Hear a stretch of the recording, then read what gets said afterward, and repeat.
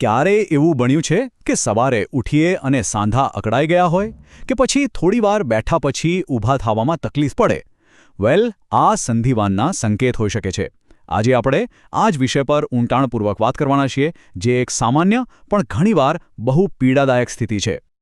તો ચાલો ફટાફટ જોઈ લઈએ કે આજે આપણે કયા કયા મુદ્દાઓ પર વાત કરીશું. પહેલા સમજીશું કે સંધિવા એટલે શું, પછી એના મુખ્ય પ્રકારો અને તફાવત જોઈશું. ત્યાર પછી લક્ષણો અને જોખમી પરિબળો, નિદાન અને સારવાર, અને છેલ્લે આખી ચર્ચાનો મુખ્ય સાર શું છે એ જાણીશું. તો ચાલો શરૂ કરીએ એકદમ મૂળભૂત સવાલથી કે આખરે આ સંધિવા એટલે કે આર્થરાઇટિસ છે શું? આ આર્થરાઇટિસ શબ્દ જે છે ને એ બહુ રસપ્રદ છે. એ ગ્રીક ભાષાના બે શબ્દો પરથી બન્યો છે. આર્થ્રો, જેનો અર્થ થાય છે સાંધો, અને આઇટિસ, જેનો અર્થ થાય છે સોજો અથવા બળતરા. તો એકદમ સરળ ભાષામાં કહીએ તો આર્થરાઇટિસ એટલે સાંધાનો સોજો. બસ આટલું સિમ્પલ. હવે સાંધા એટલે શું? આપણા શરીરમાં જ્યાં પણ બે કે તેથી વધુ હાડકાં ભેગા થાય છે એ જગ્યાને સાંધો કહેવાય. જેમ કે આપણા ઘૂંટણ, કોણી, ખભા. આ સાંધા જ આપણને હલનચલન કરવામાં મદદ કરે છે. અને જ્યારે આ જ સાંધામાં સોજો આવે ત્યારે દુખાવો અને જકડન જેવી તકલીફો શરૂ થાય છે, જેને આપણે સંધિવા કહીએ છીએ. ઓકે, તો હવે આપણને એ તો ખબર પડી ગઈ કે સંધિવા એટલે સાંધાનો સોજો. પણ શું બધા સંધિવા એકસરખા હોય છે? ના, જરાય નહીં. ચાલો એના મુખ્ય પ્રકારો અને એમની વચ્ચે શું ફરક છે એના પર એક નજર કરીએ.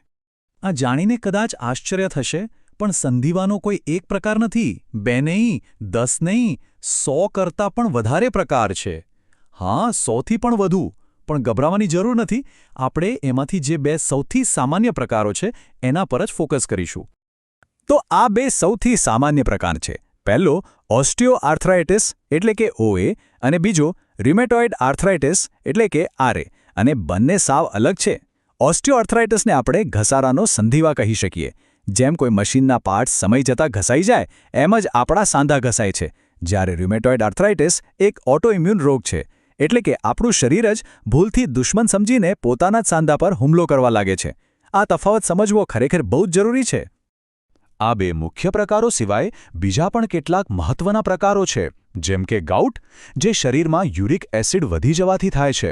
બીજો છે સોરિયાટિક આર્થરાઇટિસ, જે ચામડીના રોગ સોરિયાસિસ સાથે જોડાયેલો છે. અને એક છે એન્કાઇલોઝિંગ સ્પોન્ડિલાઇટિસ, જેની મુખ્ય અસર કરોડરજ્જુ પર થાય છે. તો આ સંધિવાને ઓળખવો કઈ રીતે? એના લક્ષણો શું હોય?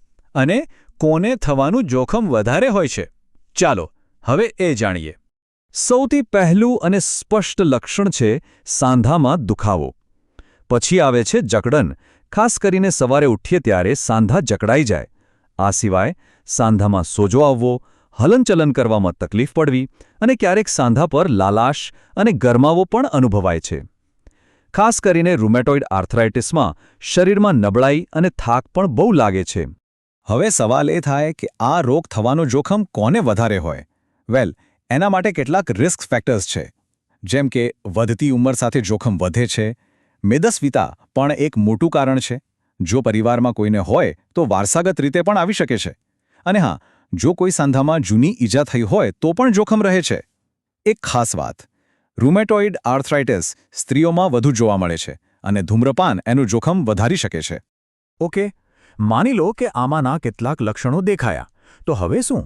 ડૉક્ટર પાસે જઈએ તો એ કેવી રીતે નક્કી કરશે કે સંધિવા છે કે નહીં, અને એની સારવાર શું છે? ચાલો આ આખી પ્રક્રિયાને સમજીએ. જુઓ, આનું નિદાન કોઈ એક ટેસ્ટથી નથી થતું. એક આખી જર્ની જેવું છે.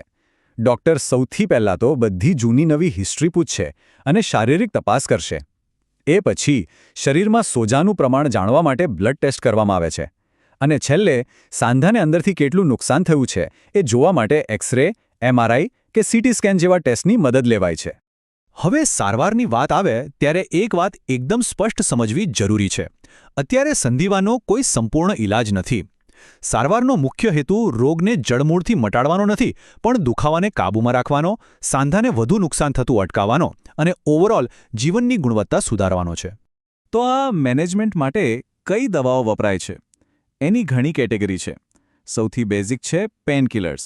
પછી દુખાવો અને સોજો બંને ઓછા કરવા માટે NSAIDs, અને ખાસ કરીને ર્યુમેટોઇડ આર્થરાઇટિસમાં રોગને આગળ વધતો ધીમો પાડવા માટે DMARDs અને શરીરની રોગપ્રતિકારક શક્તિ પર કામ કરતી બાયોલોજિક એજન્ટ્સ જેવી એડવાન્સ દવાઓ પણ વપરાય છે.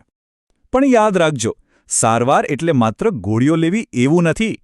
દવાઓ જેટલું જ કે કદાચ એનાથી પણ વધારે મહત્વનું છે જીવનશૈલીમાં ફેરફાર.